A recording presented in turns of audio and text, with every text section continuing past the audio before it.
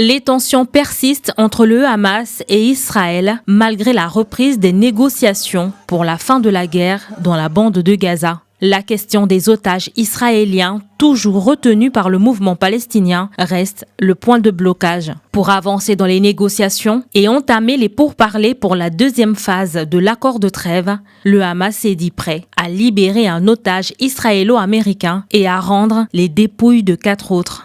Une proposition dénoncée par Israël comme étant une manipulation. Washington a de son côté accusé le mouvement palestinien de vouloir gagner du temps.